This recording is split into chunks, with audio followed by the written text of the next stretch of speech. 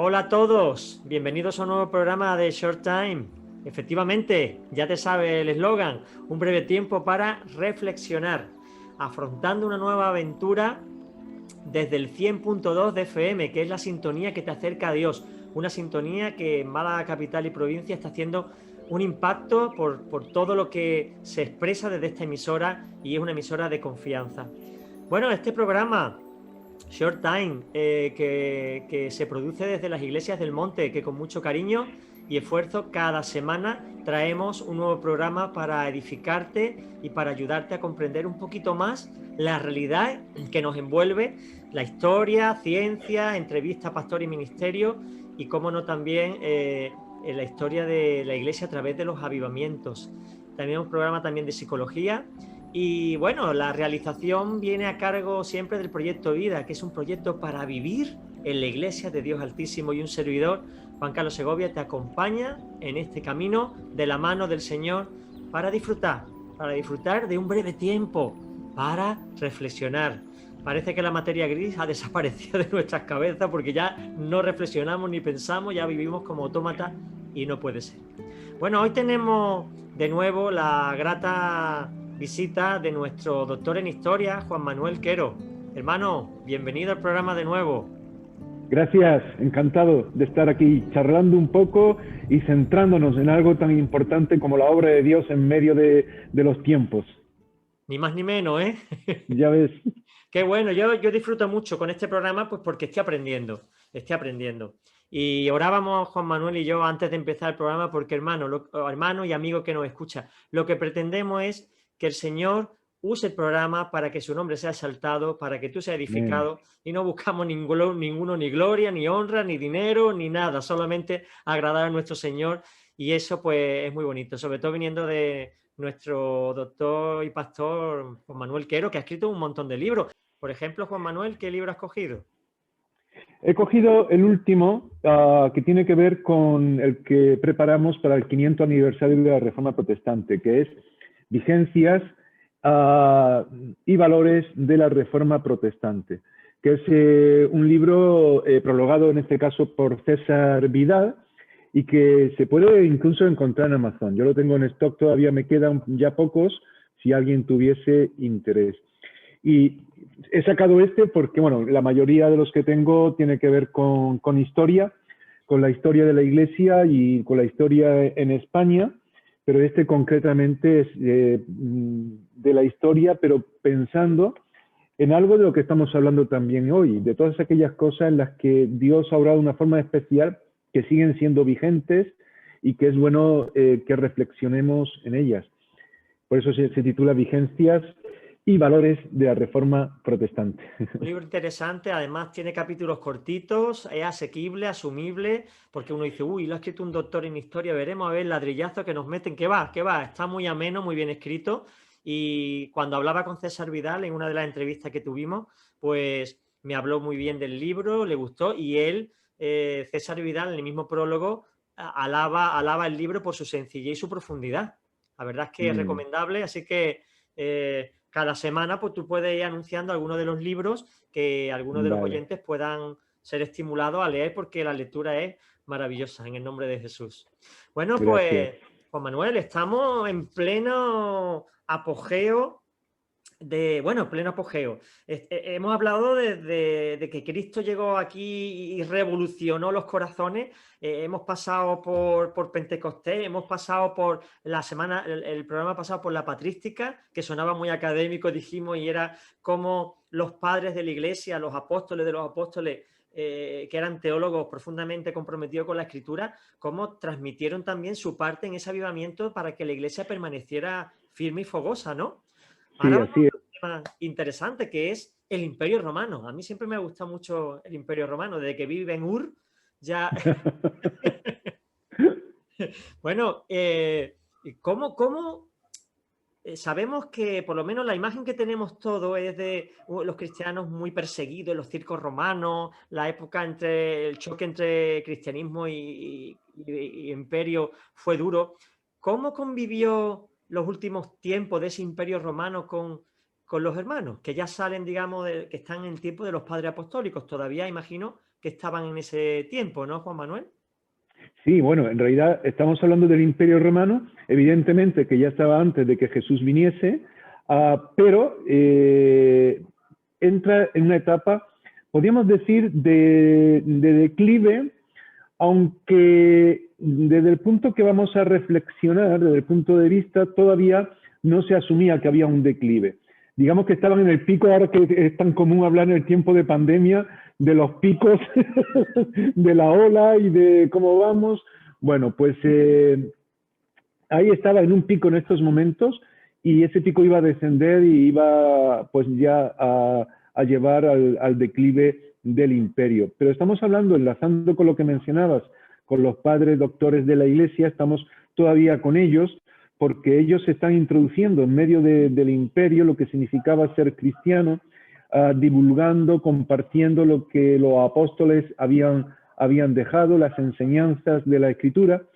Lo que pasa es que aquí entramos, comentábamos antes, como una especie de nudo gordiano, un nudo que es un poco complicado, porque aquí se están tratando todos los temas que tienen que ver con la cultura del imperio, que llegarían a ser influidos por el cristianismo, pero también por los pueblos bárbaros, que era como los romanos llamaban a los otros pueblos que no eran del imperio romano y que venían que estaban en las fronteras. De hecho, el imperio romano pervivía por la fortaleza que tenía en las fronteras para evitar que invadiesen todos los pueblos que había alrededor, que eran muchos.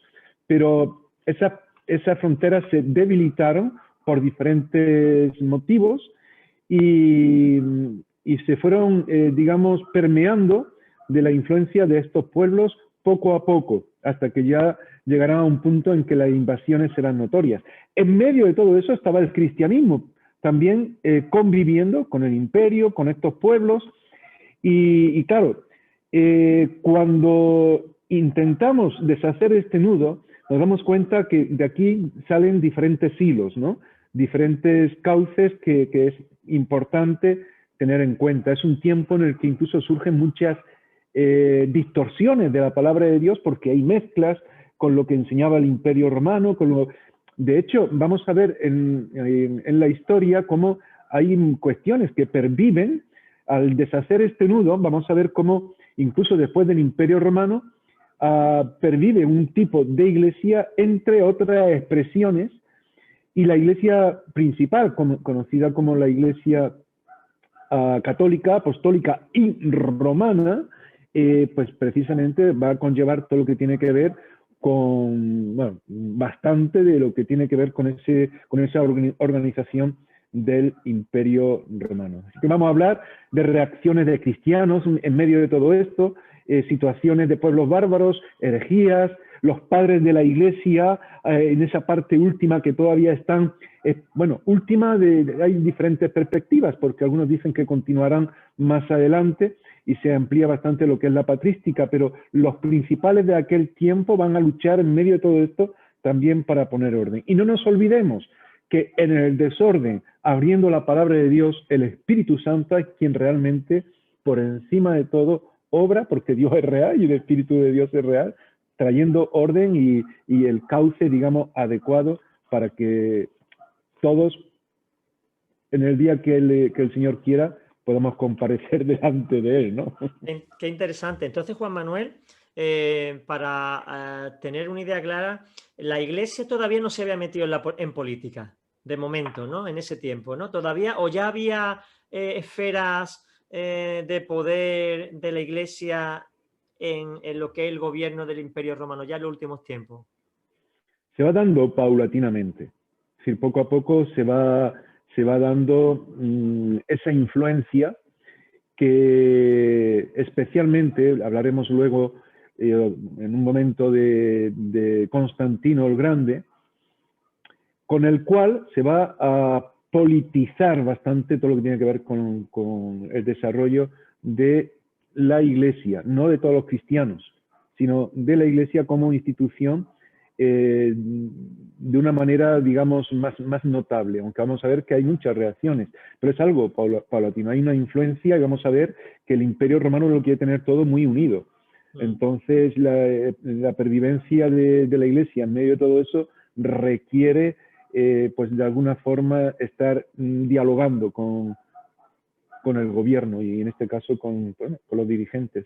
Claro, o sea, ya la iglesia empieza a ser notoria, ¿no? Y ya como que de alguna manera pasa igual como hoy día con la iglesia evangélica, ¿no? Ya empieza a ser notoria y ya el presidente, digamos, las distintas instituciones ya se están interesando en el fondo porque son votos, ¿no? También, ¿no? Pero ya Claro. hay cierta influencia en la sociedad y también en la política de lo que es la iglesia, ¿no? En ese tiempo pues Sí, pasaría igual. sí. Pasó lo mismo, vamos a ver, en este tiempo donde hay emperadores tan fuertes como los que podemos recordar, como decías tú, como se ve en algunas películas, dirigiendo y orquestando todo, estamos hablando de emperadores que todavía perseguían a la iglesia, los emperadores previos a Constantino,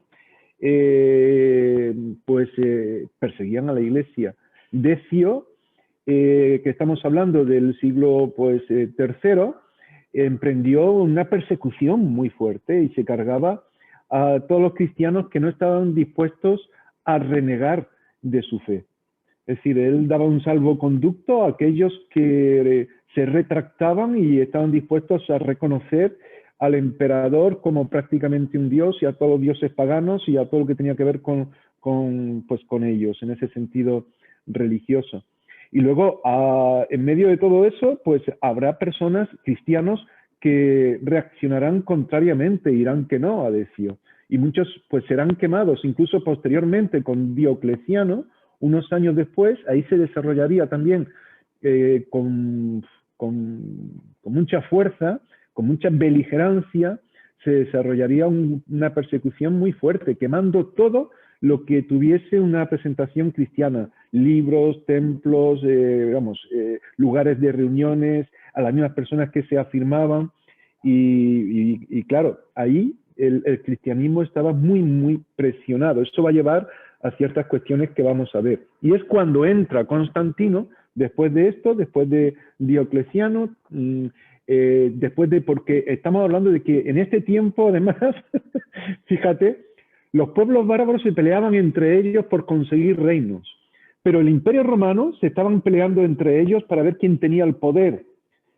Tanto es así que hubo una etapa que en 90 años hubo 80 y tantos emperadores, es decir, casi un emperador por año, porque moría uno detrás de otro, los envenenaban, se los cargaban, eran nombrados por una parte del pueblo, los presentaban, en fin, por eso digo que es una etapa muy agitada, muy convulsa. Y cuando entra Constantino, después de tener varias luchas y consigue ser emperador,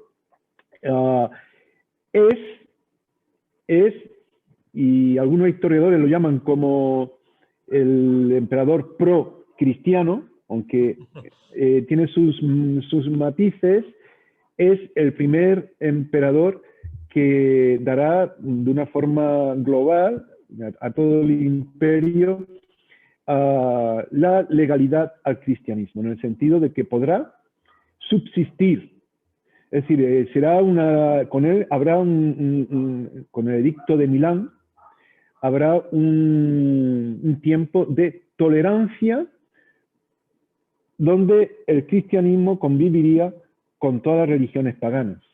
Eso fue durante Constantino. Entonces Constantino realmente no transformó un imperio pagano en un imperio cristiano, sino que empezó a legalizar o a permitir que los cristianos pudieran trabajar en libertad. Es que a veces hay una confusión ahí y parece que es que fue Constantino el que cambió radicalmente todo. Yo os he leído algo de su madre Helena, parece ser que era la que realmente había tenido o por lo menos tenía apariciones pero sí, pero fíjate que fue él quien tuvo un sueño, una visión. Fue él, ¿no? Tuvo una visión pues como que vio una cruz que brillaba mucho y con unas letras que ponían que con este signo vencerás. Entonces él entendió que en el nombre de esa cruz, y de hecho el estandarte del Imperio Romano se cambió, se puso una cruz y se puso en latín, en este signo, vencerás. Lo que hizo tenía que librar una serie de batallas para conseguir la estabilidad en el imperio, ser realmente el emperador, derrotar a todos aquellos que estaban en contra. Tuvo el apoyo de Licio, que era otro candidato al imperio, que al final fue quien en la parte oriental también estuvo desarrollando su mandato, y ambos estuvieron dispuestos a tolerar el cristianismo y a luchar bajo ese estandarte de la cruz. Pero en realidad lo que él hizo fue algo que iba a perdurar luego también en los imperios, porque como decíamos, el imperio, aunque desapareciera, iba a pervivir de diferentes maneras, iba a sobrevivir de diferentes maneras. Ajá. Y lo que hizo, su intención era unificar el imperio romano por medio del cristianismo. Claro, al final era usar esa estrategia para fortalecerse políticamente, ¿no? Claro, al final era bien Claro, personal. y lo que había era una serie de privilegios que daba, es decir, en cuanto a impuestos, en cuanto a posibilidad de trabajo, en cuanto a todo lo que tenía que ver con bienes sociales, a los que eran cristianos, por lo cual animaba a todos a que fuesen cristianos. ¿Qué ocurría? Que había multitud de personas que se bautizaban sin ser cristianos realmente, ¿Y por qué sino para motivo recibir todo ese lo favor. hacían? No era mandato, era, digamos, ofrecimiento. ¿Por qué la gente cambiaba a Apolo por Pablo, ¿no? Por poner un Pues ejemplo. por lo que te digo, por los privilegios que se empezaron a dar. Vale, vale, Es vale. decir, aquellos que estaban dispuestos a asumir el cristianismo, pues tenían unos privilegios. Claro, así es que había pues muchos cristianos que realmente al final no lo eran, sino que estaban dispuestos a ello para disfrutar de las ventajas que Constantino estaba procurando para ello. Y ahí es donde más se politiza todo lo que tiene que ver. En realidad hay un término que se suele usar para cuando se habla de la unión del gobierno con la Iglesia, y es césaropapismo. Es decir, como que el César se une con el Papa. Ajá. Y es lo que en historia se llama césaropapismo, que eso seguiría ocurriendo hasta después de los Reyes Católicos en España y en muchos lugares del mundo. Pero con Constantino no había papa todavía, ¿no? Estaban Bueno, los obispos, ¿no? O ya la figura del papa había aparecido. pues es que es curioso porque para la Iglesia Católica, fíjate que estábamos hablando precisamente de esto, que la Iglesia Católica tomará una línea muy marcada por el Imperio Romano. Y efectivamente, la Iglesia Católica enseña que para tener validez debe de haber una sucesión, en este sentido, apostólica de papas. Y Desde por eso, Pedro hasta el de ahora, claro. claro, ellos consideran a Pedro como el primer papa. Entonces, ¿quién es el sucesor de Pedro? Bueno, si hablamos de Constantino, ahí habría un intervalo donde no hay nadie, porque Constantino, o bueno, del tiempo de Constantino, quiero decir, estamos hablando del principio del siglo IV ya, 300 y algo. Pues ellos, bueno, es otro tema, ¿no? Hablar de los papas y todo eso, porque ellos piensan que el sucesor de Pedro fue un tal Lino, o Linus, que es del año 67 al 76, y luego seguiría otro tal Anacleto, Clemente. Pero estamos hablando de papas que dice la iglesia que existieron como tal, pero que no hay información prácticamente de ellos. Hay algunas referencias, parece que este tal Lino tiene que ver con una persona que se menciona, con un cristiano que se menciona en 2 de Timoteo 4:21 y que dicen que se parecía que fue el sucesor, pero no, efectivamente, como tú decías, habría una serie de personas por decirlo así, clérigos o cristianos destacados en su servicio al Señor, en su pastoral, en lugares determinados, y que tuvieron una destacada importancia por el trabajo que realizaban, por la forma en la que se movían en esas zonas y llegaban a estructurar y a organizar iglesia, ¿no? Y así es como se van formando, digamos, esas influencias que luego se llamarán pues obispos, que en realidad es un término bíblico del Nuevo Testamento, porque un obispo tiene que ver con, pues eso, con un pastor, con el que supervisa, pastorea, organiza para que la iglesia funcione. Y luchaban en contra de todas las cosas que eran contrarias al Evangelio y que tenían que ver con presiones, cuando hablamos del Imperio Romano, de dirigentes políticos que nada tenían que ver con la fe. Y claro, en medio de todos estos intereses había mucho relajamiento moral, porque se introducían como cristianos en las iglesias personas que no lo eran, dejaban mucho que desear en su comportamiento, pero aún Dios usó esto. Tú fíjate que a mí me llama mucho la atención, porque Constantino es quien presidió, es verdad que tomó la iniciativa Osio de Córdoba, un hispano, Osio de Córdoba, que era uno de los obispos principales, que luego se podían llamar pues papa o como se le fue nombrando a algunos. Es muy curioso que en aquel tiempo no se llamaban así, eran obispos y tenían pues eso, una pastoral que sí, que en medio de una organización que se iba dando, se iba desarrollando de una manera determinada. Pero fue Osio quien, hablando con Constantino, dijo, oye, esto hay que hacer algo porque aquí están surgiendo muchas herejías. Había surgido el tema del toda la doctrina arriana, el arrianismo, rechazaba la... ¿En qué consiste? ¿Que rechazaban? Rechazaban la Trinidad, no creían que Jesús realmente fuese Dios. Lo cierto es que había otras muchas herejías que tenían que ver con eso, pero la principal y que se desarrolló también bastante y que hubo iglesias que enseñaban esto era el arrianismo. Y por ese motivo, principalmente, entre otros, se convocó el concilio de Nicea.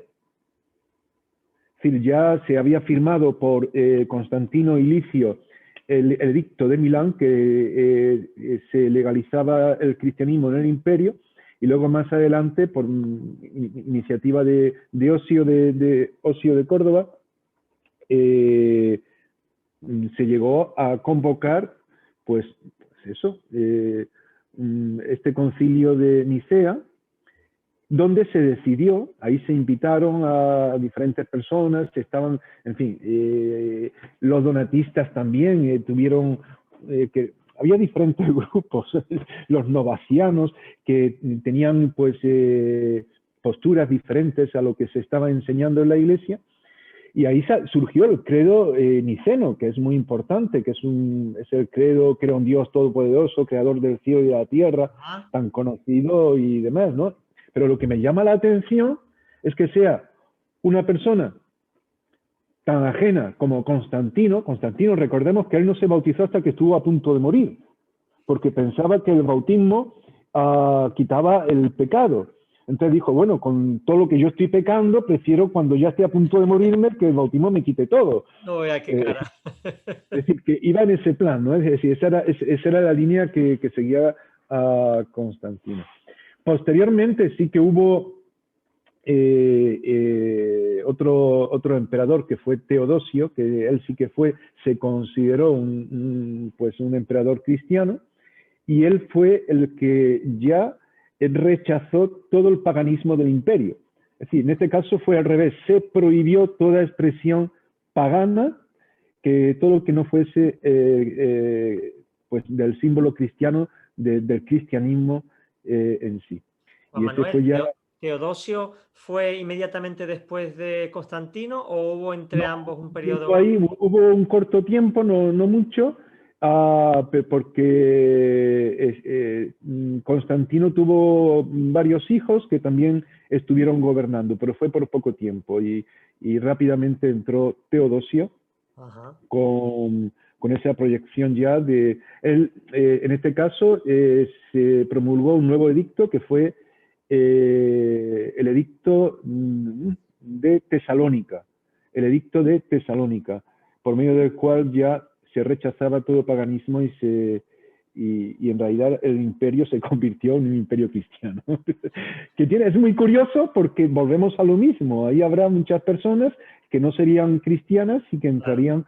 Recuerda que ahí surge también el tema del bautismo por aspersión, porque eran multitudes de personas las que entraban al cristianismo. Claro. Aquel que le corría una gota cuando se echaba el agua del bautismo, cuando el bautismo bíblico se expresa en la escritura como por inmersión, claro. Pues ahí se fue imponiendo el bautismo por aspersión. Una gota que corría por la frente significaba que esa persona a la que le había caído ya se había bautizado y ya era cristiana.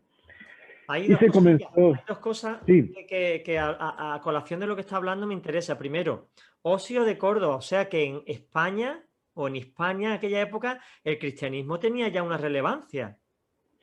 Sí, bueno, estamos hablando del Imperio Romano y claro, estamos hablando de todo el Mediterráneo y todos los países mediterráneos de aquel tiempo, y España tiene dentro del Imperio Romano un protagonismo también especial. Qué bueno. Lo que pasa es que luego entrarán en España lo que tendría que ver también con los pueblos bárbaros que vendrían del este y del norte, llamados así, como decía antes, por el Imperio Romano, se consideran así como pueblos bárbaros, se le daba ese mote, por ser ajenos a lo que ellos entendían que era la civilización y la cultura latina del imperio.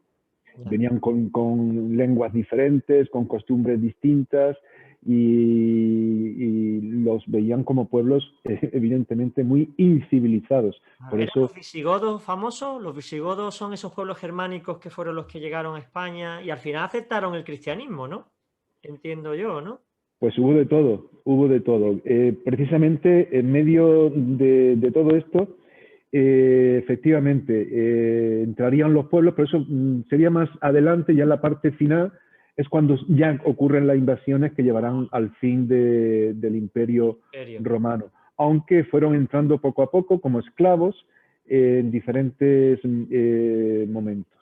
Y eso también supuso una invasión, podríamos decir, pasiva, porque estaban dominados, pero estaban adquiriendo relevancia también en el imperio. Uno de los motivos por los cuales caería el Imperio Romano Occidental tenía que ver con eso.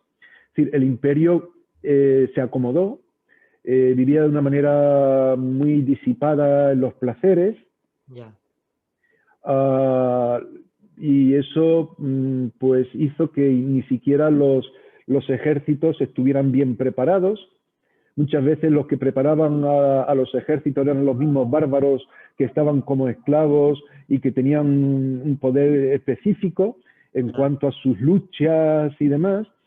Y claro, pero todo eso fue minando el imperio, porque depender de los bárbaros para cuestiones tan importantes como eran estas para ellos, que tenían que ver con estrategias, que tenían que ver con un orden determinado, en fin, todo esto fue minando poco a poco, hasta llegar incluso a romper bastante el imperio en muchos aspectos y debilitar la economía y demás. Y en medio de todo esto, Juan Manuel, ese avivamiento del que hemos estado hablando a lo largo de programas anteriores, ¿había siempre un remanente de personas ahí avivadas? ¿Hay constancia de eso? ¿O de alguna manera el cristianismo se relajó en todos los ámbitos por intereses? Porque si me acepto el cristianismo voy a tener ciertos derechos. ¿Hubo ahí un remanente que permaneció? Sí, ahí donde se da ese avivamiento. Y vamos a ver, me gustaría compartir pantalla para mostrar alguna imagen precisamente de unos pintores. Ya sabes que a mí me gusta mostrar algunas pinturas que precisamente muchas veces recogen lo que tiene que ver con lo más destacado de la historia. En este caso es un cuadro que tiene que ver con Agustín de Hipona, que podemos hablar un poco porque también destacará en este tiempo. Bueno, pues aquí vemos pues Agustín de Hipona discutiendo o dialogando con los donatistas. Surgieron varias reacciones entre los cristianos, como eran los novacianos y los donatistas, que estaban muy en contra de que los obispos tuviesen tanta autoridad en ese tiempo, lo que luego se designarían como papas en sí, porque tomarían decisiones junto a los gobernantes que influirían en toda la iglesia. Donato estaba en contra de todo eso, pero también estaba en contra de otras cosas. Luego ellos querían seguir la misma línea de los sucesores de los obispos por entender que había mucha gente contaminada, en fin. Se dieron diálogos ahí importantes. Y en esos diálogos yo creo que hubo avivamiento. Dios fue manifestando aquello que era importante. Hubo reacciones, pero en la medida que la palabra de Dios era central, iba pues guiando todo al curso adecuado.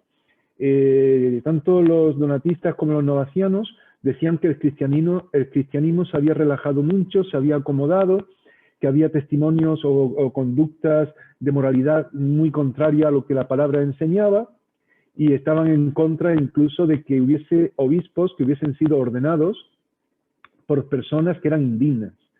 Ellos lo mencionaban así, y creían que no tenían ninguna validez, que no podían oficiar en las iglesias. Bueno, ahí se dieron una serie de temas en ese sentido, entre otros. Incluso hubo un punto en los que ellos llegaron a decir que no se podía admitir a aquellos que habían renegado de su fe. Es decir, cuando en tiempo de Diocleciano muchos renegaron de su fe, entonces, y a ver si puedo entrar en otro, pues los donatistas decían que no se les podía volver a admitir en la iglesia. Entonces, otros decían que sí, ¿no? Decían, hombre, pues si han considerado y se han convertido realmente, pues debería de ser así. En medio de todo eso, pues como digo, surgieron pues diferentes aproximaciones a lo que debería de ser cristiano y lo que tenía que ser una ética. Ahora, yo creo que era importante algo que aquí se daba, y es que se hablaba. Si en estos sínodos se hablaba. Se hacían sínodos de obispos, y ahí hablaba uno, se invitaba a Donato, que no es el futbolista, sino que tenía que ver con personas muy destacadas, eran personas que tenían como pues también una relevancia, una importancia como pastores muy destacada, ¿no? Eran considerados también como obispos en diferentes áreas y tenían su importancia, y se reunían y hablaban, y Dios ayudaba a centrar una serie de cosas. Y en medio de todo eso hubo personas que, como decía, se centraban bastante en la palabra de Dios. Hubo bastante diálogo también con los arrianos en cuanto a la Trinidad. Todo esto estaba surgiendo ahí en medio de todo ello. Aquí tenemos, por ejemplo, un cuadro que también es de Agustín de Hipona, donde se está hablando de, bueno, en este caso Agustín de Hipona va a aparecer en muchos cuadros. Este creo que es un cuadro que se expone en el Palacio Real, y va a aparecer con un niño que está intentando con un cubo meter el mar dentro de un agujero que ha hecho ahí en la playa, ¿no? Y en un hoyo que ha hecho ahí en la arena. Y Agustín le está diciendo a ese niño que no puede meter el mar dentro, que siempre va a estar echando y nunca será posible. Y lo que quería expresar es que entender exactamente lo que tenía que ver con la Trinidad era algo muy complicado para meterlo en la cabeza de uno y entender todo, y que era simplemente para aceptar tal como se revelaba en la palabra de Dios y nada más, ¿no? Y bueno, a raíz de esto surgirán también otras reacciones, porque cuando había esa, por ejemplo, hablaba de los donatistas y demás, porque le daban un nombre a aquellos que se habían dejado llevar por el paganismo, y eran los lapsis, los que se habían relajado, ¿no? En ese sentido. Y dijeron que, bueno, tenemos que ser fieles al Señor, Y en realidad, en ese tiempo de persecución, antes de entrar incluso Constantino, lo que hubo fue una depuración también de la iglesia, porque aquellos que realmente eran cristianos, unos eran quemados, pero otros seguían reuniéndose a escondidas y otros huían. Y ahí va a surgir algo que es muy importante en este tiempo, y que fue el anacoretismo, los anacoretas, los que se fueron al desierto a vivir huyendo de todo esto. Y aquí va a surgir el monasticismo, el monacato, los monasterios, que tendrán una labor muy importante entre los bárbaros, porque saldrá por medio de ellos de las ciudades donde todo estaba bien civilizado, bien arreglado, donde estaban las calles, digamos, los caminos, ¿verdad? Bien empedrados. Se fueron al desierto, a la zona rural, y por ahí es por donde entraban los bárbaros, porque las fronteras se escapaban por todas esas zonas, y ahí estaban todos estos lugares. Hubo un tal Antonio, en realidad empezaron pues siendo personas muy humildes, que se dieron cuenta de que no se podían dejar contaminar de esa manera por el imperio, y esto fue un poco antes de Constantino, pero también durante él y después de él. Antonio, estamos hablando de mitad del siglo III, del 200 y pico, dijo, no podemos estar así, no podemos estar cediendo a un imperio que es tan disoluto, que vive en lo peor y contaminándonos y practicando de todo eso. Entonces muchos se iban. Se iban por eso y se iban también porque como tenían tanta presión y no podían prosperar, se iban a los campos y al desierto para allí hacer sus comunas. Con Antonio lo que era algo muy individual. Este hombre que era un cristiano que destaca de una familia campesina, humilde, lo que hace es retirarse para no contaminarse, meditar en Dios, reflexionar en la palabra, y así le siguieron un montón, y es lo que se llamaron los anacoretas. Pero también en ese tiempo, con Pacomio, en este caso, poco tiempo después, estamos ya al filo del siglo IV, también se movieron muchos para vivir en comunidades, y que ya no eran simplemente anacoretas aislados, sino que fue lo que daría luego lugar más a ese tiempo de comunidades que se desarrollarían para tener relación entre ellos, para ser de ayuda a los que no tenían nada. Se irán desarrollando diferentes comunidades así, teniendo una labor social muy interesante, para evangelizar a los que llegaban buscando ayuda, para enseñar la Biblia, de manera que muchos iban allí para recibir también instrucción. Y el monasticismo en este tiempo pues fue muy destacado.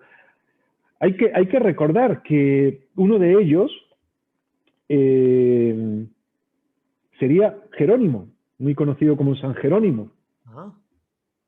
Y él también, aunque tuvo el apoyo también, pues en este caso del Papa Damasco, si mal no recuerdo, Damasco I, él fue secretario del Papa y además tuvo la encomienda de escribir la Biblia al latín. De traducirla, quiero decir. Porque no había Biblia completa, digamos, en ese tiempo. Había materiales sueltos, había libros que circulaban, que se agrupaban con algunas cartas, estaba la Septuaginta, que era la traducción del Antiguo Testamento al griego, pero no tenían una Biblia como tal, con todos los libros, y al final Jerónimo tradujo lo que fue la Septuaginta al latín, el Antiguo Testamento, y también el Nuevo Testamento, los 27 libros. Y fue la Biblia Vulgata, una Biblia en latín, claro, para que todo el pueblo de aquel tiempo pues tuviera algún acceso a ella, aunque serían los sacerdotes básicamente quienes la usarían, pero ya hubo en ese siglo IV la primera Biblia como tal. Había unos escritos que se llaman los Vetus Latina, que era un conjunto de libros que se habían formado y que eran los que se estaban usando antes de Jerónimo. Pero había muchos errores, por eso se necesitaba, y aquí Dios usó todo esto para que se pudiera ir avanzando en medio de todo ello, a pesar de que esta traducción que hizo Jerónimo no fuese fantástica y tuviera errores, pero hizo que hubiese una Biblia como tal y que se pudiese copiar, sacar copias y guiar Claro, al pueblo que era necesario. eso sería para los monásticos, para los eruditos, porque el pueblo de base no sabría leer, imagino, ¿no? Claro, pues había de todo, eran los que tenían mayor formación. Pero bueno, fue una ayuda Claro. importante en aquel tiempo porque no había nada. Una Y pregunta, Jerónimo, tengo una pregunta con respecto a Agustín de Hipona. ¿Él lo podríamos encuadrar dentro del monasticismo? ¿Él vivió ese movimiento ermitaño de apartarse o vivió codo con la creen de la creen de aquella no, época? vivió también, él procedía en este caso de una familia bien acomodada, y la verdad es que también formó parte de ese movimiento monástico, igual que Jerónimo. Jerónimo también al final regresó a Belén con una mujer que se llamaba Paula, y ellos fundaron diferentes monasterios allí, para mujeres incluso, con el propósito de, bueno, buscar la lectura bíblica, de orar, en fin. Y Agustín de Hipona es de Hipona porque nació cerca de allí, de Hipona, en Tagaste, que es en esa zona norte de África. ¿Túnez? ¿Por dónde está Y Túnez? ¿Por ahí? ¿Argelia, sí, Túnez? por Argelia, la zona es Argelia realmente, es en la zona de Argelia. Y él residió en Hipona. Fue considerado también obispo de Hipona. Y en Tagaste abrió también un monasterio, posteriormente otro en Hipona también, que estaba muy cerca del lugar donde nació. Y él continuó con las enseñanzas más importantes de la Biblia. Fue el teólogo más destacado de su tiempo. Y como decía antes, él fue quien pues puso en su sitio de alguna forma las posturas arrianas, tuvo una controversia muy fuerte con los pelagianos, que eran aquellos que en aquel tiempo decían que el hombre tiene capacidad también para no pecar, es decir, que se podía vivir sin pecado y que por lo tanto esa era una opción. Agustín hizo ver que no, que el hombre nacía con pecado, y de ahí surgirá toda la doctrina que luego la Iglesia asumirá, que sería la doctrina del pecado original y todo esto, ¿no? Y bueno, pues todo esto fue, en realidad Agustín aportó mucho, aunque también hubo una serie de errores que se asumió luego por la Iglesia oficial de aquel tiempo, pero que otros no asumirían, ¿no? Y sí que formó también, era parte de esta orden monástica, y se retiró, pero con ese propósito de ayudar y de enseñar. Luego hubo otros que ya, porque el monasticismo fue una reacción para no vivir de una manera contraria a lo que era el Evangelio, sino centrarse en lo que Dios quería de una manera ordenada, pero al mismo tiempo buscando que la palabra de Dios se diese a conocer. Pero había extremismos. Había mucha gente que se retiraba como para pagar penitencia, y llegaron incluso hasta la extravagancia de formar un grupo que se llamaba de estilitas. Los estilitas eran monjes que vivían en columnas, que es de donde viene la palabra estilita, de estilo, era el nombre de una columna en latín. Pues habrían unas plataformas, y pues creo que tengo aquí también una pintura que... Increíble, ¿eh? Me está quedando de piedra, vaya. Como Bueno, los pues... santones en la India, que hay santones que viven toda la vida Bueno, subido a un árbol y no se bajan. pues efectivamente era algo similar. De hecho, ellos lo que hacían era, pues, apartarse de alguna forma de lo que era, pues eso, una vida lujuriosa, una vida contraria, pero se iban al extremo, que era un extremo también de penitencia, pues eso, de sacrificio del cuerpo. No sé si se ve la imagen. ¿Puedes ponerlo más grande? Exacto, eso es. Ahora se ve bien. Y ahí echaban sus jornadas. Y ahí vivían años. Qué No barbaridad. se quitaban de ahí. Hacían como una especie de nido, como se puede ver en esta pintura, y otros hacían como una especie de, ¿cómo te diría yo?, de caseta, y había como una comunidad alrededor de ellos que les gestionaba los alimentos, la comida, los cuidaban, y venían personas, incluso se cuenta de algún emperador que iba a estos monjes estilitas en busca de consejo, porque les daban como un valor un tanto especial a lo que ellos decían. Bueno, Qué eso era barbaridad. ya algo extravagante, ¿no? Y eso se dio también en aquel tiempo. Por eso digo que en esa parte del imperio, del declive del imperio, se dieron un montón de cosas. Y fíjate que en medio de todo lo que se dio, por eso digo que también hubo esa huella de Dios obrando en medio de todo esto para marcar una línea donde el cristianismo siguió con esa identidad de la palabra de Dios. Qué bueno. Y se fue desarrollando a pesar de todas estas cosas extremistas, donde unos se iban pues, a una inmoralidad tremenda, los otros iban a un extremo que tampoco tenía ningún sentido, pero otros, centrados en la palabra de Dios, seguían compartiendo el Evangelio. Y cuando comenzaron las invasiones bárbaras, ya de una manera más fuerte, y efectivamente ahí estamos hablando de los godos, visigodos, ostrogodos, burgundios, estamos hablando de todos estos pueblos.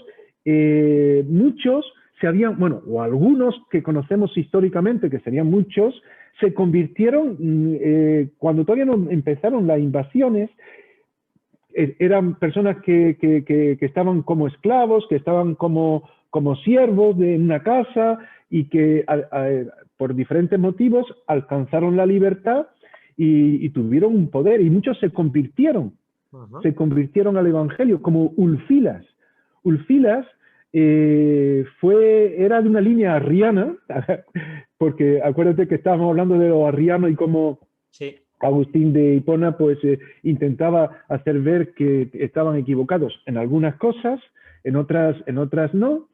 Y Ulfilas, que estamos hablando vivió hasta finales del siglo IV prácticamente, 388, él fue un obispo misionero y llevó el Evangelio a muchas personas de estos pueblos bárbaros, a los godos, tradujo del griego, era una persona bastante bien instruida y tradujo del griego pues también una nueva Biblia al godo, para que aquellos pueblos que tenían ese idioma pudieran conocer el Evangelio. Y así es que también el Evangelio llegó a muchos pueblos visigodos, de estos pueblos del este y del norte que iban entrando en diferentes lugares, ¿no? Y hubo reyes de estos pueblos que se convirtieron y pueblos enteros que siguieron a Cristo a raíz de este Ulfilas que Dios usó también en este tiempo, ¿no? Incluso se convirtió otro de los bárbaros, fue Clodoveo, un franco en este caso, uno de los primeros reyes convertidos que llevó el Evangelio a toda la zona de Francia y a toda la influencia que había en esa parte.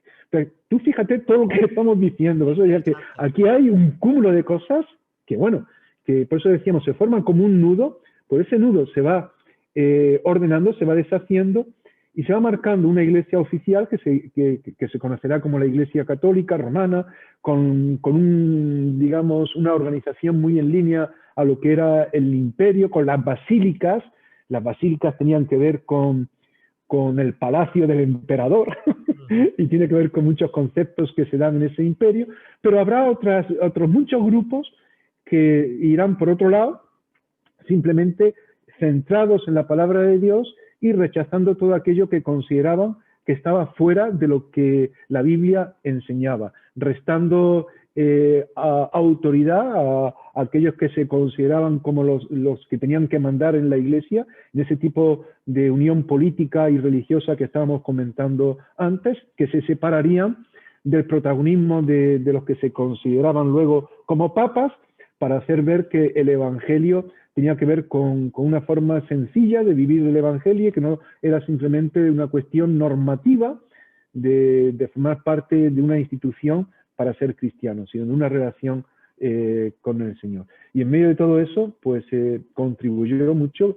todas estas personas que tuvieron una conversión genuina, como Ulfilas, a pesar de sus errores.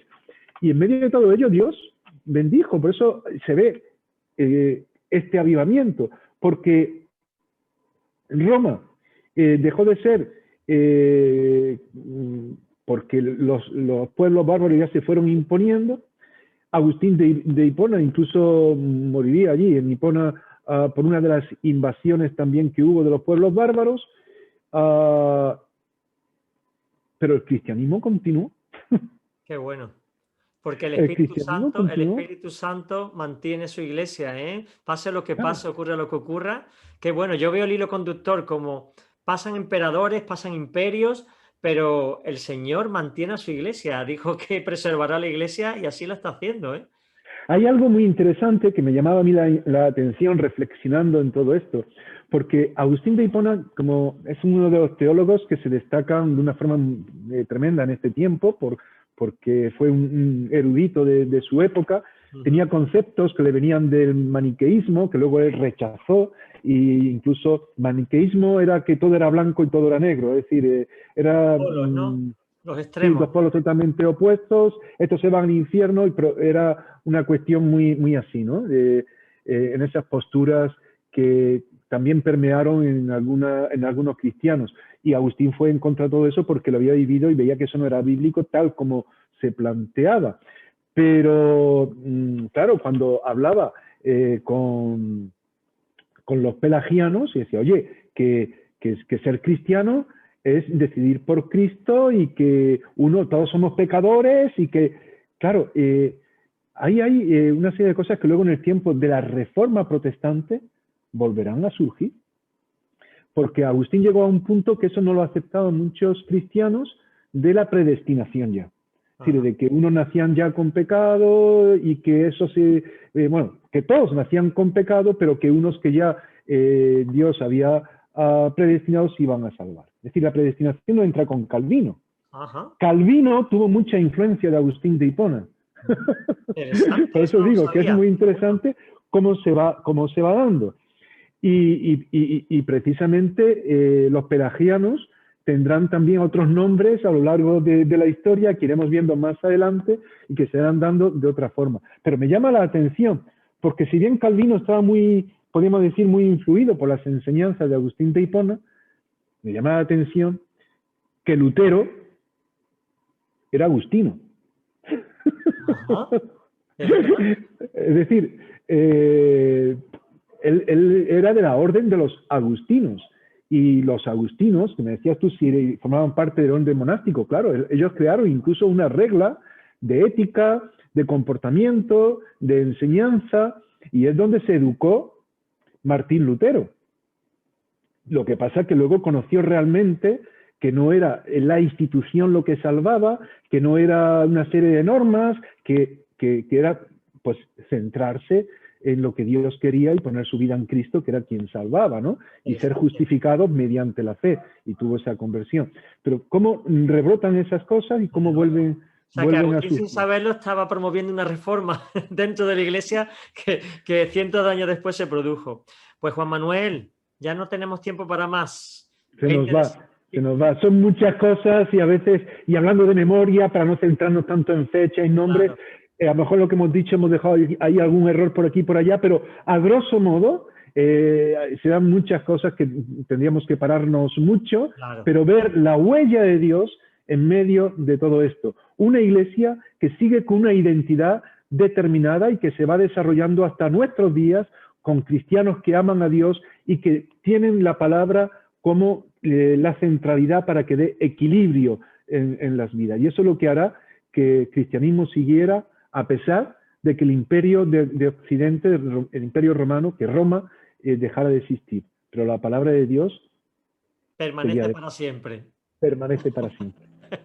Pues muchas gracias, Juan Manuel. Ha sido, como siempre, una bendición escucharte y aprender todo lo que nos estás hablando de la historia de la Iglesia, que al final es la historia de Dios también, porque Jesucristo y la Iglesia son uno. Y pues ya nos veremos próximamente en otro programa que tú preparas con mucho cariño también. Te agradecemos tu tiempo y tu esfuerzo y nos vemos en otra ocasión. Contamos en otra contigo. ocasión. Y gracias por aguantarme este tiempo. No, al contrario, muy bueno, muy interesante, y estoy seguro que a todos nuestros oyentes también les está gustando, ¿verdad? Aprendiendo de lo que el doctor Juan Manuel Quero nos está contando de la historia de la Iglesia, de nuestra historia, ¿verdad? Que a veces desconocemos y qué importante es recordarla para saber qué ocurrió y ver las luces y las sombras de todos estos 2000 años de recorrido que se dice pronto, y cómo podemos nosotros mejorar aprendiendo de los errores del pasado. Y Dios siempre está con su Espíritu Santo guiándonos. Si el Espíritu Santo no hubiera estado, en el siglo I ya hubiera desaparecido la Iglesia, seguro. Así que nos despedimos. Gracias a todos los que nos estáis oyendo y escuchando y viendo el programa. Seguimos en contacto, seguimos aprendiendo, seguimos en la historia, porque la historia no ha acabado, sigue progresando. Todavía nos quedan unos cuantos siglos para llegar a donde estamos, así que te recomiendo que sigas pendiente del programa, no te lo pierdas. Y por supuesto, nos vemos la semana que viene en un nuevo programa de Short Time, un breve tiempo para reflexionar. Que el Señor te bendiga grandemente.